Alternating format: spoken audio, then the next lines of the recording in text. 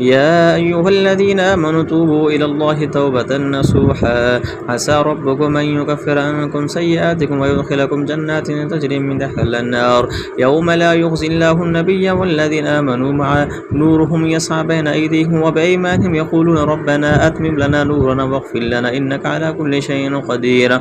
يا أيها النبي جاهد الكفار والمنافقين واغلظ عليهم ومأواهم جهنم وبئس المصير.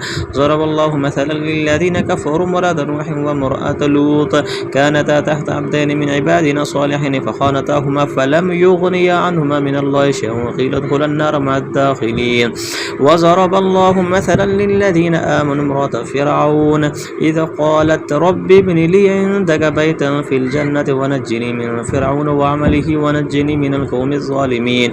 ومريم ابنة عمران التي أحصنت فرجها فنفخنا فيه من روحنا وصدقت بكلمات ربها وكتبه وكانت من القانتين.